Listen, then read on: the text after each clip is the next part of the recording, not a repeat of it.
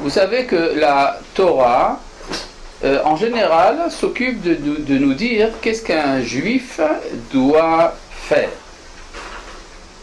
N'est-ce pas? En général, c'est ça dont la Torah s'occupe. Elle s'occupe de nous dire ce qu'un juif doit faire. Ce que la Torah, en général, ne nous dit pas, c'est qu'est-ce que c'est qu'un juif.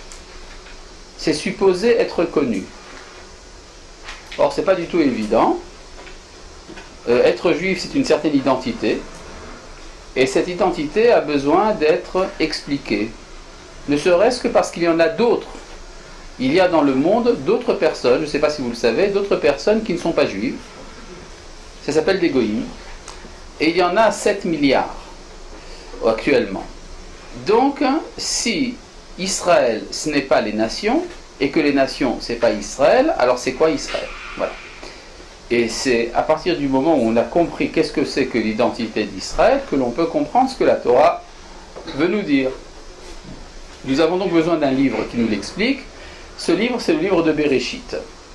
Ce livre, on peut l'appeler l'engendrement, les engendrements plus précisément, de l'identité d'Israël. Engendrement, en hébreu, se dit Toladot. Voilà, on va vous l'écrire d'ailleurs au tableau pour que ce soit bien plus clair. Pourquoi est-ce que la lumière n'est pas... Ah si, il y a la lumière. Bon. Le mot, c'est Toladot.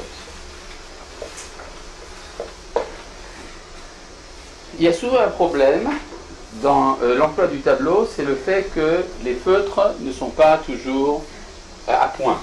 Mais enfin, on fait ce qu'on peut, j'espère que vous arrivez à lire. Toladot. Maintenant, ce livre présente une série énorme de difficultés. Ce livre-là, le livre de Bereshit en particulier, mais la Bible en général. Ce livre est le premier des livres de la Bible. Dans la Bible, il y a combien de livres en fait? 24. D'accord? Donc, une fois qu'on l'aura étudié, il vous en restera à étudier 23. Pas difficile. En tout cas, ce livre-là est extrêmement compliqué. Enfin, le livre de la Bible en général, le Tanakh, parce qu'il est écrit dans une langue absolument imperméable à un homme de notre époque. Le moderne ne comprend rien à ce qu'il y a écrit dans ce livre. On a l'habitude de penser que ce livre est écrit par exemple en hébreu. C'est fini là-bas? Bon. On a l'habitude de penser que ce livre est écrit en hébreu. D'ailleurs, je suppose qu'il y a ici des personnes pour qui l'éloignement cause des difficultés à comprendre ce que je dis, parce que je ne parle pas très fort, et que vous êtes loin.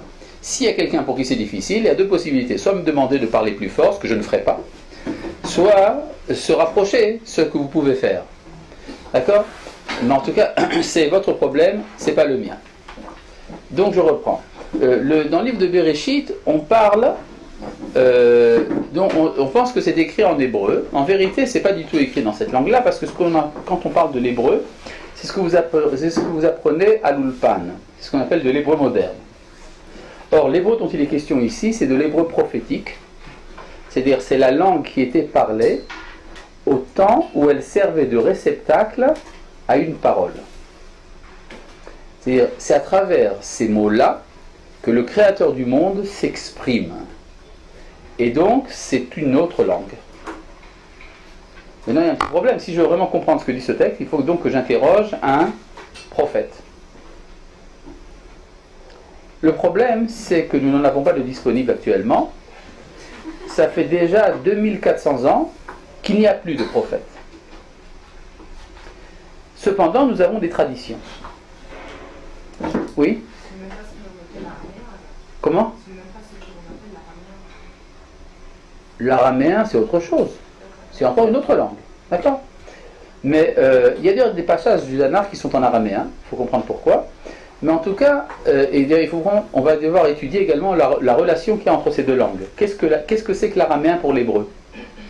Par exemple, pour vraiment bien comprendre le français, il faut comprendre le latin. N'est-ce pas?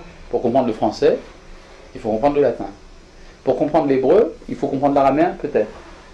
On va devoir étudier ce problème. Mais ce que je veux dire, c'est que c'est écrit dans un langage qui est celui des prophètes. Nous avons des traditions qui remontent à l'époque des prophètes, qui nous permettent plus ou moins de restituer le langage, ce que signifient ces mots-là en hébreu prophétique. Donc vous avez une grosse difficulté, c'est que c'est un texte qui vient d'une époque très différente de la nôtre. C'était le temps où Dieu parlait. Ça, c'est un premier problème.